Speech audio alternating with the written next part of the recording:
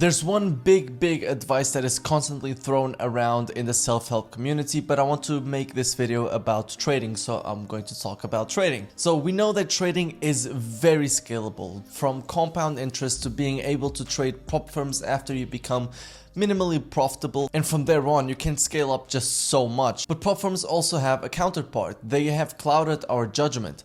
All of a sudden, instead of being focused on entering trade by trade, we are focused on what every single trade means. Instead of focusing on the probability of the outcome that will happen in 100 trades, each trade that we take is a make or break, because it either makes us money or it loses us money. So we are so focused on the outcome and much less on the process, much less on the science, on the math that is behind trading, which is the law of large numbers, the law of probability. All these things is what makes trading a profitable business. But now we want to pass the challenge, we want to pass the verification, we want to post our profits on Twitter, on Instagram, whatever it is, because this is what we see other people doing. But this is not the case for most successful traders that I know, most successful people that I know, wealthiest people that I know, and wealthiest people that I've studied. All of them had a different approach to what they were doing. Some successful people that I know have used visualization, have used whatever it is that we also preach in the self-help community, but most of them actually didn't even really think about the success that they were going to achieve. And I'm definitely lacking this type of mindset towards everything that I'm doing right now. It's like I want things to be much more instant instead of, again, focusing on the process. And it finally clicked once I saw this video. The man who loves walking will walk further than the man who loves the destination. When you fall in love with the journey, everything else takes care of itself. It wasn't long ago where I went through a phase where I was looking at watches, looking at Rolexes, trying on Rolexes and watches, looking at cars, trying cars, and imagining my future and how successful I would feel once I had those achievements. Thinking about the status, thinking about when I have X, Y, and Z, once I start posting screenshots of big payouts and so on, people will respect me more. Not understanding that I was completely forgetting that that does not come unless you do the important tasks each day in and day out. And one extra thing that I will talk about in the end. So what happened is that I joined Twitter, and the comparison that I started making with myself and the traders that were on Twitter started to become destructive. Why? Because they were showing their P&L, they were showing their consistency day in, day out, and I was like,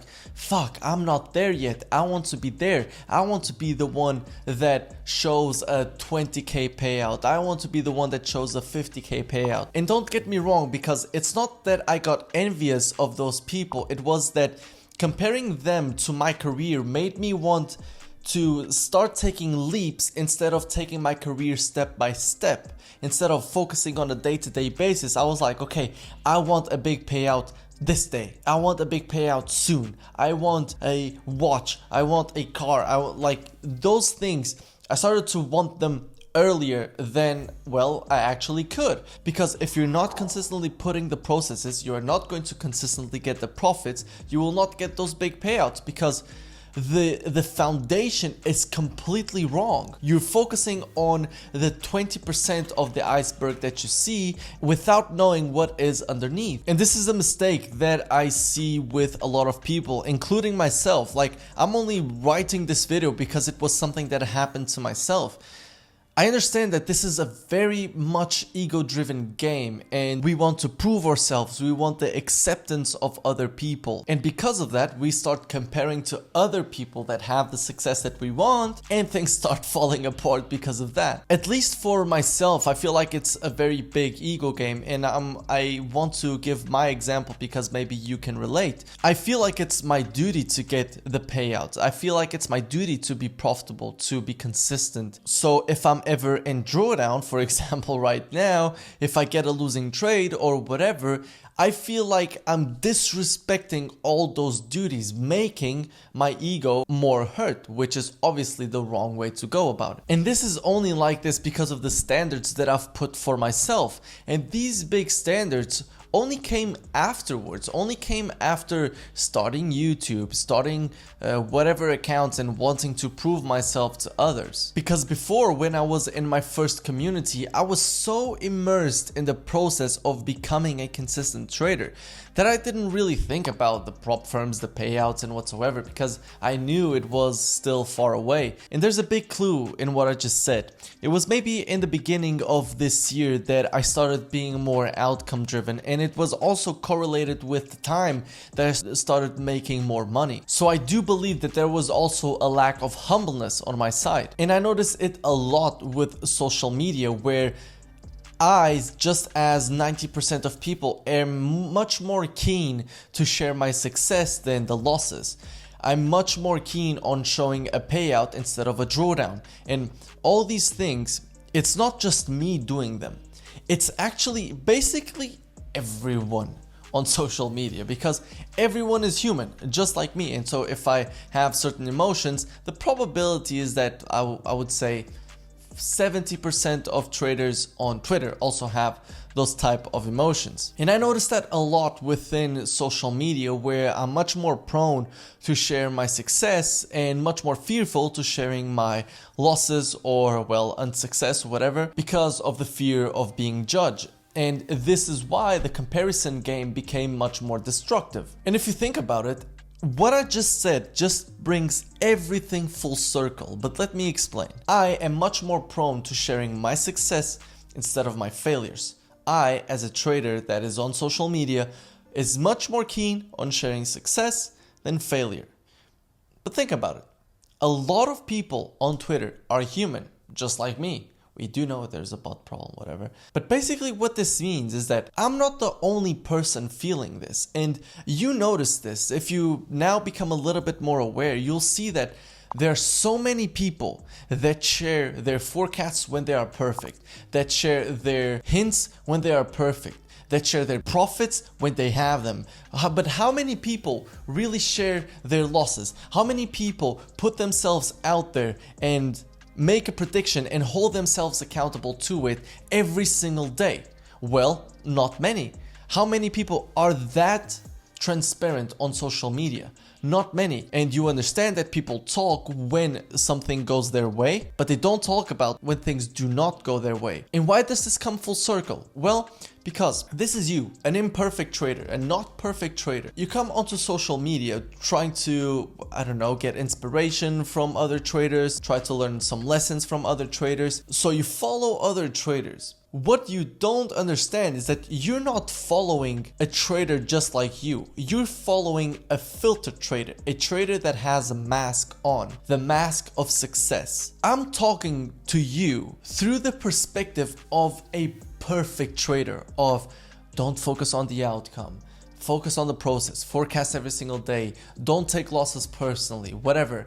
But again, that does not mean that I'm able to apply it always. And this is what happens on social media when you are looking at someone else's success, but you don't know what it took for them to get there. You see the success, but you do not have enough information for you to compare yourself to them and maybe think that they're better off than you. And this is why focus on the process is such a cliche, but also so true.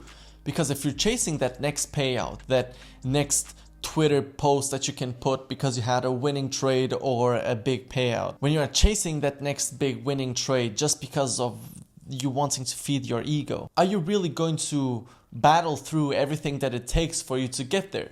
Probably not. Instead, if you focus on doing what a consistent, profitable trader does, and this is a message for myself, and you do the forecasting, you do the markups, you do the ASR, you review your trading plan, you stick to the trading plan, you execute when the trading plan is there and it presents itself, then you will get the outcomes that you so desire. And the last thing that I want to leave you with, it was a big realization, is that one of my friends, I talked with him about it, and he said, is that really what you want? The watches, the cars, whatever it is. And the only thing that I know for certain that I want is a Tesla and like a nice house and so on. But all the rest, I was focusing on the wrong things. I was putting the definition of success as I have a Rolex, I have big winning trades. I have a car, I have a boat, I have whatever it is. That was the definition of success that I was having. And that's the wrong definition of success. I was putting money in the forefront of my mind, which was definitely the mistake. And it's also definitely something that I'm still working on. But I wanted to talk about this experience so maybe you can relate and make certain adjustments. And another thing is that you want success so people respect you, not understanding that it's not the money, it's not the watches, it's not the cars, the boats, whatever it is that is going to make people respect you. It's going to leave a first impression, yes, but actually it's your character. It's literally the processes that build a good person that make people respect you. So if you are respectful to others, if you are trustworthy, if you are honest, how disciplined you are, and how that all affects your career is what people are going to look at, instead of, oh, he has a Rolex, so I need to hear what he's saying. Absolutely not. If you have a Ferrari and you come with me to a restaurant and you are disrespectful to the waiters, I'm not going to respect you. Not at all. You are a piece of shit that doesn't deserve respect if that's how you treat waiters. It doesn't matter how much success you have. If you are a piece of shit, I'm not going to respect you. Yeah, this was the last message that I wanted to leave you with. It was kind of a weirder video to film because I kind of put myself out there quite a bit. But I really want you guys to take value from this. So let me know in the comment section if you watched this far with this emoji right here. Let me know what you thought, and I will see you next week. Peace. Love you all.